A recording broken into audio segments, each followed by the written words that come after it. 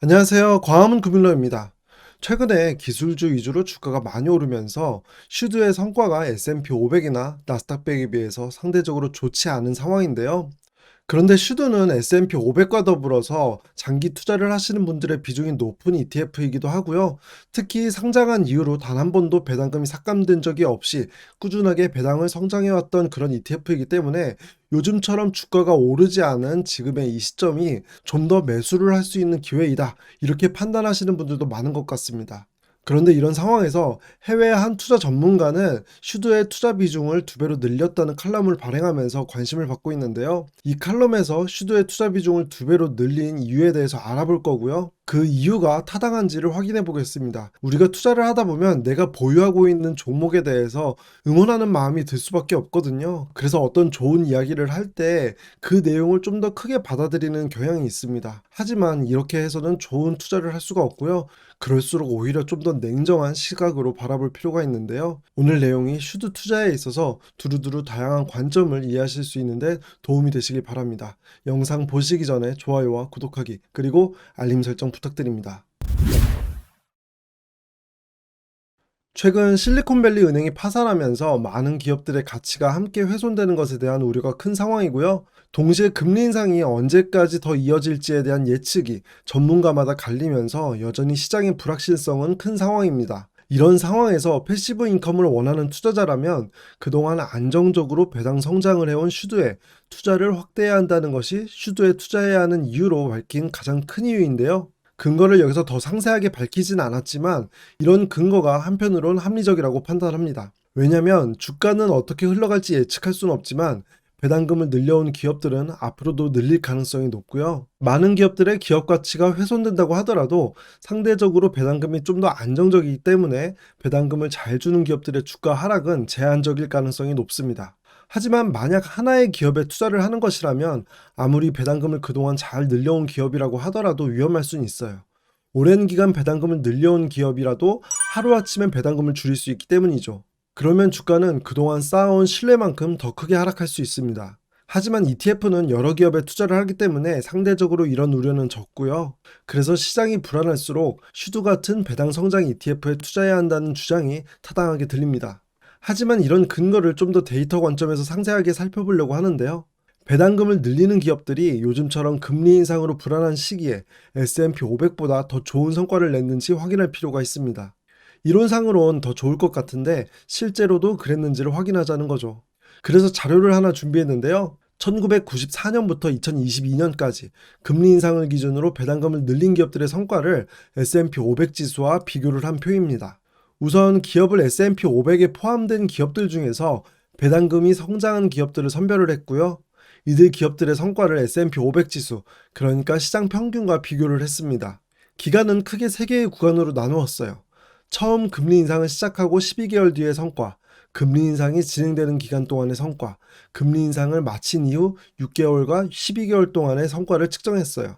결과부터 요약해서 말씀드리면 모든 구간에서 배당금을 늘린 기업들이 S&P 500보다 성과가 더 좋았습니다. 맨 왼쪽은 처음 금리 인상을 시작하고 1년 동안의 성과인데요. 보시면 배당 성장주들은 연평균 11.1% 상승했고 S&P 500은 9.2% 상승했어요. 그런데 좀 더 생각해보면 작년이 이 시기에 해당했거든요. 이 표에서는 S&P 500이 9.2%의 수익을 냈다고 나왔지만 작년에 S&P 500은 20% 가까이 하락을 했죠. 이건 아마도 작년은 40 몇 년 만에 가장 높은 수준의 물가였고요. 또 금리 인상 폭이 가파랐기 때문에 작년은 특히 주가에 큰 영향을 받았다고 볼 수 있습니다. 따라서 이런 통계 수치를 볼 때는 이렇게 정확히 일어난다고 봐서는 안 되고요. 대체로 어떤 경향이 있는지를 참고하는 용도로 활용하는 것이 필요합니다. 그리고 두 번째 구간을 확인해 볼 텐데요. 지금은 금리 인상이 진행 중이고 아직 모두 끝난 것이 아니기 때문에 현재 시점은 두 번째 구간에 속해요. 따라서 이 구간을 좀 더 집중해 볼 필요가 있겠죠. 우선 금리 인상이 진행되는 기간에도 배당 성장주들이 시장 평균보다 성과가 더 좋았습니다. 하지만 주목할 부분은 두 그룹의 성과가 다른 어느 때보다도 가장 좋지 못했다는 거예요. 그 이유는 금리 인상기에는 언제 금리 인상을 할지, 그리고 그 폭이 어느 정도가 될지, 이런 것들이 항상 큰 관심사이거든요. 그래서 주가가 움직이는 것도 눈치를 많이 보고요. 따라서 상대적으로 주가가 가장 오르기 힘든 상황이었다는 것을 유추할 수 있습니다. 그러니까 지금 현재 시점이 원래 투자하기가 어려운 상황이라는 거예요. 이 말은 반대로 지금 이 시점만 잘 이겨내면 상대적으로 난이도가 낮아질 가능성이 높다. 그러니까 우리 앞으로 힘내기로 하고요. 금리 인상을 마치고 3개월, 6개월, 12개월 이후도 모두 배당 성장주들의 성과가 좋았는데요. 특히 3개월 후보다는 6개월 후의 성과가, 6개월 후보다는 12개월 후의 성과가 더 좋았습니다. 그래서 지금도 많은 주식 투자자들이 언제 금리 인상이 끝날지만 모두 기다리고 있는 거겠죠. 어쨌든 여기서 우리가 확실하게 알아야 할 것은 금리 인상기의 모든 구간에서 배당금이 증가한 기업들의 성과가 시장 평균보다 더 뛰어났다는 거예요. 그렇다면 이번에는 배당에 좀 더 초점을 맞추어서 기업의 배당 정책 변화에 따른 성과를 비교했는데요. 이를 위해서 S&P 500의 기업을 총 5개의 그룹으로 나누었습니다. 배당금을 늘린 기업, 배당금의 변화가 없는 기업, 배당금을 주지 않는 기업, 배당금을 줄인 기업, 그리고 마지막으로 배당 수익률이 상위 10%인 기업, 이렇게 5개의 그룹으로 나누었고요. 이들의 최근 30년 동안의 성과를 확인했어요. 이 결과도 역시 맨 왼쪽에 위치한 배당금이 성장한 기업들의 성과가 가장 좋았습니다. 그 다음이 배당금의 변화가 없는 기업들이었고요. 그 다음은 배당금을 주지 않는 기업. 이런 순서였는데요. 배당금을 삭감한 기업들의 성과는 역시 예상대로 마이너스였어요. 하지만 한 가지 놀라운 사실을 발견할 수 있었는데요. 사실 저도 이걸 보고 처음에는 다소 의아하기도 했어요. 그 이유는 배당 수익률이 상위 10% 안에 드는 기업들의 성과가 가장 좋지 못했기 때문인데요. 우리가 보통 배당금을 많이 주는 기업들을 좋은 기업이라고 알고 있고요. 배당 수익률이 높다는 것은 배당금 대비 주가가 많이 하락한 상황이라서 상대적으로 저평가되어 있다고 해석하기도 하는데요. 그런데 왜 이런 결과가 나타난 걸까요?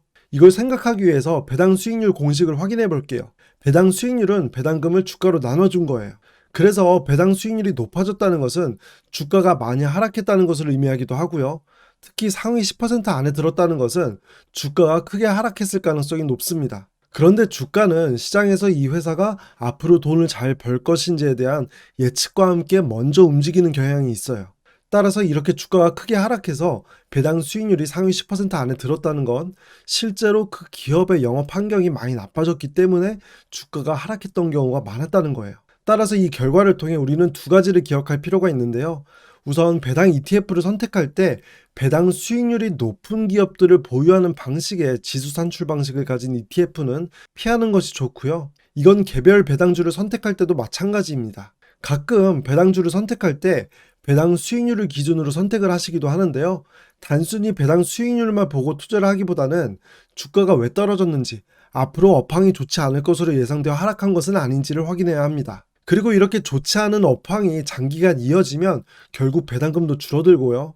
그러면 현재 높은 수준의 배당 수익률도 결국 의미가 없어지는 것이기 때문에 배당 수익률만 보고 투자를 하시면 안 됩니다. 다시 본론으로 돌아와서 우리가 확인하고 싶었던 것은 배당금이 해마다 성장한 기업들을 많이 보유하는 슈들을 현재 매수하는 것이 적절한가, 이것에 대한 검증이었고요. 과거 사례를 봤을 때 요즘과 같이 혼란스러운 상황에서는 배당금이 성장하는 기업들의 주가 성과가 더 좋았기 때문에 타당한 근거이다, 이렇게 정리할 수 있습니다. 그리고 두 번째로 지난 3월에 슈드의 구성 종목이 많이 변경되면서 슈드의 주가가 가장 저평가된 구간에 들어왔기 때문에 그래서 매수를 해야 한다, 이런 근거였는데요. 우선 주가가 저평가다, 고평가다 이렇게 나눌 수 있는 기준에는 정말 많은 것들이 있는데 그 중에서 가장 보편적으로 쓰이는 지표 중에 하나가 PE 레이쇼입니다. PE 레이쇼는 주가를 한 주당 순이익으로 나눠준 건데요. 예를 들어 주식 한 주당 기업이 벌어들이는 순이익이 1,000원이고요.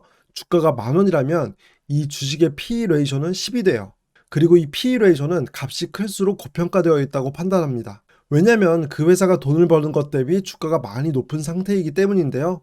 반대로 PE 레이쇼가 작으면 그 회사가 돈을 버는 것 대비 주가가 낮은 상황이기 때문에 주가가 저평가되어 있다고 볼 수 있어요. 하지만 여기서 한 가지 더 생각해야 할 것은 PE 레이쇼는 보통 성장주는 값이 큰 편이고요. 가치주는 값이 작은 편이라는 거예요. 아무래도 성장주는 현재의 이익보다 미래에 많이 성장해서 미래의 이익이 현재 가격에 많이 반영되기 때문에 주가가 높은 가격에 거래되기 때문입니다. ETF도 이런 PE 레이쇼를 확인할 수 있는데요. 이 값이 SCHD가 상장한 이후로 가장 낮은 수준이라는 거예요. 노란색으로 보시는 부분이 10년 동안의 슈드 ETF의 PE 레이쇼 구간인데요. 13.4에서 21.7 사이에서 움직이고 있습니다. 그리고 10년 동안 PE 레이쇼의 중간값은 17.3이었어요. 그런데 현재 슈드의 PE 레이쇼는 13.9입니다. 그리고 오른쪽은 이 PE 레이쇼를 그래프로 나타낸 표인데요. 보시는 것처럼 아주 낮은 수준에서 위치해 있습니다. 그래서 슈드의 PE 레이쇼는 낮은 상태이기 때문에 저평가되어 있다, 이렇게 말하는 건데요. 앞에서 제가 보통 PE 레이쇼는 성장주는 값이 크고 가치주는 값이 작다고 말씀을 드렸어요. 그리고 실제로 이렇게 PE 레이쇼가 작아지는 만큼 슈드의 가치주 비중이 상대적으로 커졌어요. 지금 보시는 표는 3월에 구성 종목이 바뀌기 이전과 이후의 가치주와 성장주의 투자 비중을 비교한 그래프인데요. 보시면 슈드는 원래 가치주의 비중이 압도적인 ETF예요. 그런데 종목이 재구성된 이후로 가치주의 비중이 46.77%에서 53.91%로 7%포인트 넘게 더 커졌습니다. 따라서 이렇게 PE 레이쇼가 작아진 것은 의미가 있을 수 있지만 동시에 가치주 비중이 더 커진 거에 대해서는 고민할 필요가 있습니다. 아무래도 금리 인상이 정점에 있고 금리가 앞으로 하락한다면 성장주가 더 큰 수혜를 입게 될 가능성이 높기 때문이죠. 해외 투자 전문가는 이 두 가지 내용에 집중을 했지만 저는 오히려 다른 지표에 주목을 하고 있는데요. 그건 바로 배당 수익률입니다. 현재 슈드는 배당 수익률이 3.6% 수준이에요. 그리고 지금 그래프에서 보시듯이 코로나19 시기를 제외하면 요즘이 배당 수익률이 가장 높은 수준인 상태예요. 주식 투자를 할 때 가장 중요한 것은 투자 아이디어고요. 어떤 주식을 매수할지, 매도할지 결정할 때도 투자 아이디어를 기반으로 판단해야 합니다. 그런데 보통 많은 분들께서 슈드에 투자하는 핵심 아이디어는 한 번도 삭감된 적이 없는 배당 성장이지 않으신가요? 그렇다면 배당 성장을 중심으로 생각할 필요가 있고요. 배당 수익률이 역사적으로 가장 높은 상황에서 배당금이 증가한다는 전제라면 슈드의 주가는 저평가이다, 이렇게 좀 더 명확하게 생각할 수 있을 거예요. 그리고 대부분 슈드를 장기 투자용으로 생각하시고요. 그 계획이 맞다면 배당의 관점에서 지금 모아갈 타이밍이라고 판단할 수 있습니다. 투자를 하다 보면 여러 정보에 우리가 헷갈리기가 쉬운데요. 내가 이 주식에 왜 투자를 했고 나의 목표는 무엇인지를 명확하게 하는 것이 장기 투자를 유지할 수 있는 가장 중요한 비법입니다. 제가 준비한 영상은 여기까지이고요. 저는 제 영상이 행운을 가져다 드릴 수 있길 바랍니다. 영상 끝까지 시청해 주셔서 감사합니다.